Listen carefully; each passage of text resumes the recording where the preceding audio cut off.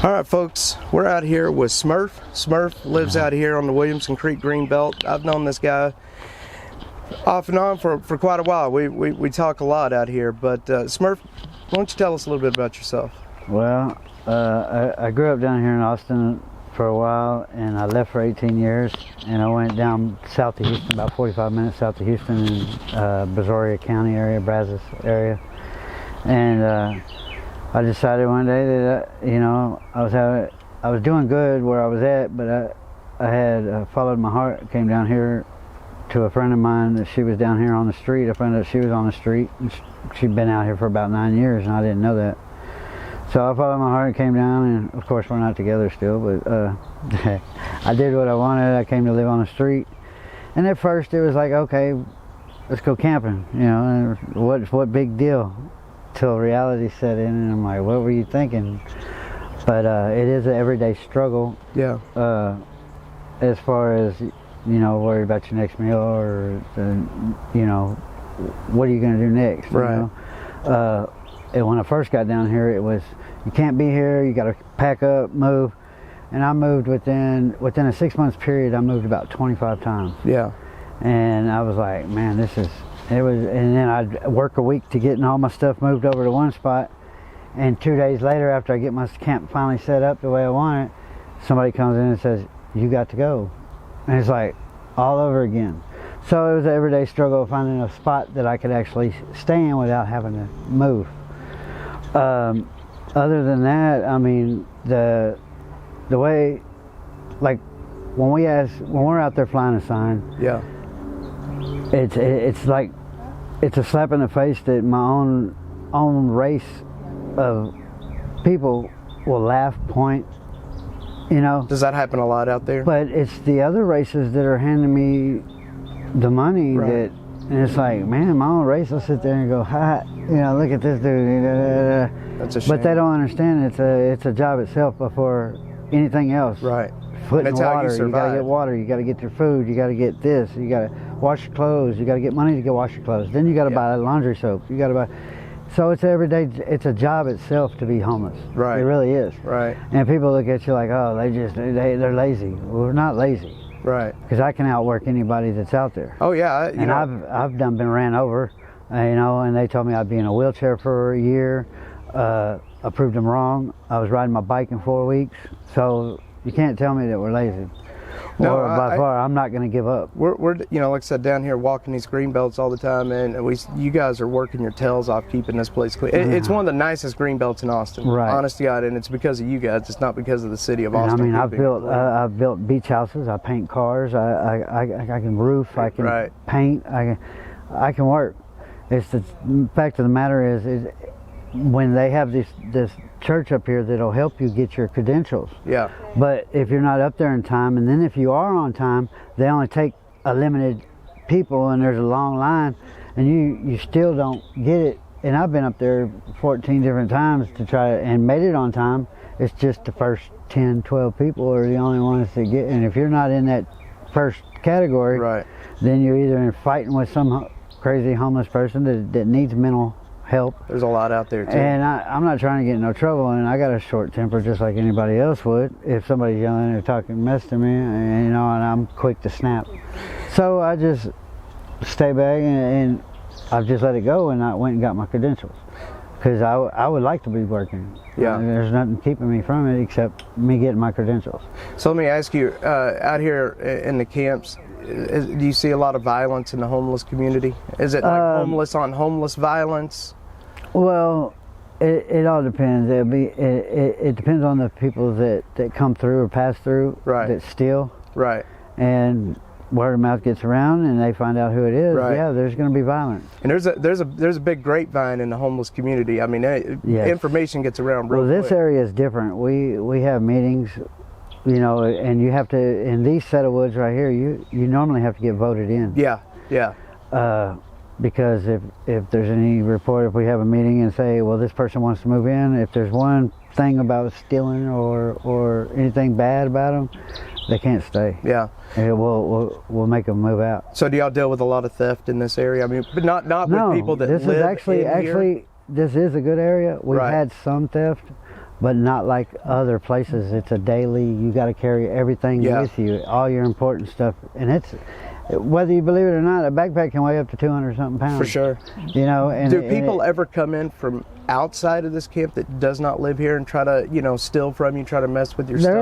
There are times, but we try to keep an eye on each other's, like if somebody leaves, we try to keep an eye on their spot. That's good. And if there is somebody strange, you know, passing through, we're like, what do y'all need? Who y'all looking for? Right. Nothing. It's sad, but it's true.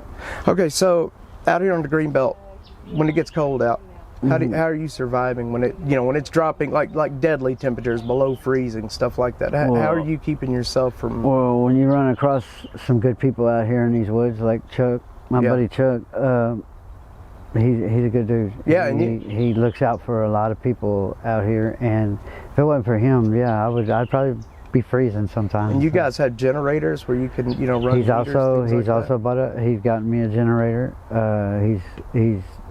He's kept me warm. He's kept me with lights and electricity, and I'm thankful for that. So y'all pretty much band together out here. Yes, we're like, it's almost like a family. Right. And like I said, if it wasn't for Chuck, there would be a lot of starving people out here. There'd be a lot of starving. Because he feeds a lot of people out here. This area, when you're walking through it kind of looks like a subdivision. Like a self-contained little subdivision where you have, like here at Chuck's place, you got this place, you got that nice tent over there with the foundation, your place up the street a little ways.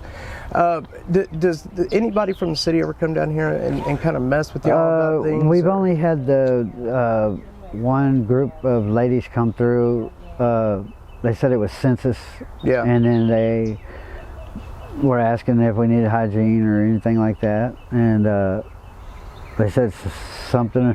See, I've been on the housing list for over two years, 2.5, ever since I got ran over, and I haven't had a phone to follow up on it or anything like that. So I'm not wanting to go wait in line up there at the church with all these people that I've seen them up there bust windows out at the church and do stuff up there. I don't want to be around that crap, So when you're out actually doing, flying a sign or panhandling, do you make pretty decent money? Is it worth your time? 10 years ago, yeah. Yeah. Yes, because that's why I said, hey, I'm going to go live on the streets of Austin. I can make it. I know that I can make it because this city here is the best city as far as being homeless because of the fact they do a lot of stuff for you out here as far as food-wise.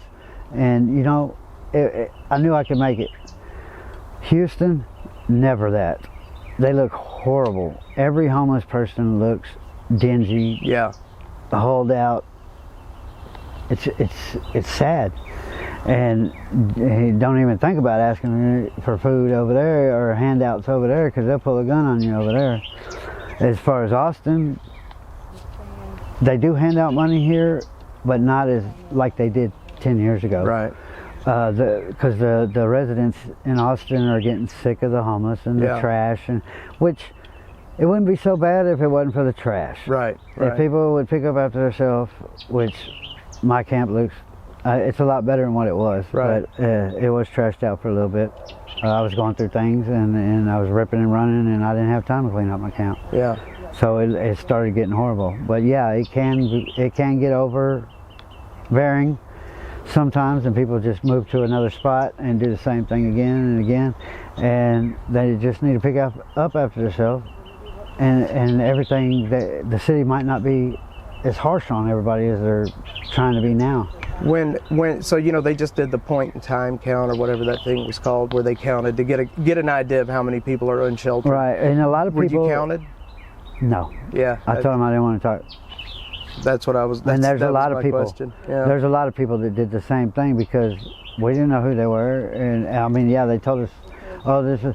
Well, we don't know them from Adam and Eve. They didn't have no badge or no tag on them that said who they were. I'm not just going to give my information. Just out people coming around asking questions. Right. Right. If they had a little bit more notary of who they are, or a piece of paper saying and saying what's going on. But they didn't have that, so I just... You were telling us a story a while ago about somebody that had OD'd on fentanyl. Do you mind telling that story? Yeah, it was a lady friend of mine. Her name was Tasha, and she didn't use the fentanyl drug. She had been going to a church, and she had got me to help her come and hand out food a couple times at Travis Heights Church. And she's a sweet little girl. She had migraines from stopping the use of the drugs that she was on. So she started taking pain pills, which is another addiction, which wasn't as good as anything else, but she got off the harder drugs. But she ended up getting, I believe, a fentanyl pill from somebody, and she died in her sleep. She died in her sleep. Yeah, that was my lifelong friend. So. Yeah. Is one of the last few that I have left that were from back when I grew up here. Do you know many other people that's OD'd? I mean, is it a common thing out here in Austin? Well, yeah, the fentanyl is probably one of the worst ones out there. Yeah. It was H. Yeah. You know, because every once in a while people would die from it. That's changed over. Overdosing, but fentanyl, I mean, it's just like that. I mean, and people's chemical imbalances are different from everybody else's. Some people can handle a lot of fentanyl. Some people can just touch it. And they're done. And touch their mouth and they're done, you know? And it's scary that even the people that have died 8, 9 times and been brought back from Narcans will still do it. And it's like a Russian roulette, basically. Yeah. You know, you're playing with death and it's scary. You really. never know when you're going to get a hot load. And you know, I've lost some really, really intelligent people that meant something to me behind that drug. Yeah. So tell me, one last question for you. If there's anything you want folks to know about life out here in the camps, life on the street, what is it that you want your just everyday people to know? What is it that you would like to tell them? Well, I just not really what to know. Yeah. If they could come out here and experience not just a couple weeks, not 3 weeks, not a month, try setting 90 days to 6 months out here. Yeah. And then judge us. Then point the finger. And point the finger and try to get out the situations that we're in. Yeah. Then they could understand what we go through every day out here. Yeah. And you know, they judge us. We get judged a lot, and it's hard. That's just like trying to use a restroom. Yeah. Trying to use a restroom anywhere. No, our restroom's broke. Nope. If somebody's got to go, they got to go. They can only hold it for so long. Right. You know, and after I've been ran over, if I gotta pee, I gotta pee right there. There's no, you know, and I try to get somewhere. There's sometimes that I've had to, you know, if I got shorts on, I just open this up and just go. And, you know, I stand there by a tree and people are passing by going, what's he doing? And it's like, you know, but do the cops they got to pretty much start leave being you more alone? lenient on our restrooms here in Austin. Do they pretty because much? That's nasty. I mean, because there's people you know, crapping behind the dumpsters, pissing behind dumpsters. It's unsanitary. You know, I'd rather use a restroom. You know, but if they got to go, guess where they're going to go? They're going to go behind the store. They're going to go behind the dumpster. They're going to go wherever. It's just, you know, try to come out here and live it 90 days to 6 months. When you have to go to the restroom, cops see it. Do they pretty much leave you alone, or do they start trouble with you? Now, if I shave my head and I got tats on my head, yeah, they'll mess with you. They'll follow me around for a little bit to see what I'm doing, because my character, I got Menace to Society on the back of my head. Yeah, they're going to follow me around. Yeah. I grow my hair out. I mean, they know who I am when they see me, you know, because they see me all the time. I rip and run on my bikes all the time. Yeah. And that was going to kill me when that guy ran me over they told me I'd never ride my bike again. And I was like, got me messed up. I live for my 20-inch bikes. Well, Smurf, I appreciate it. I'm running out of memory, but here, I appreciate you talking to me. Thank you. But like I said, do you have a Cash App or a Venmo you want to shout out? I don't have one. You don't? Okay. Yeah, well, if you ever set one right up, now. let me know, and I'll go back and re-add it to the video. Okay. That way, if Thank anybody you. wants to donate to you, we can That would be that awesome. All right, appreciate it, sir.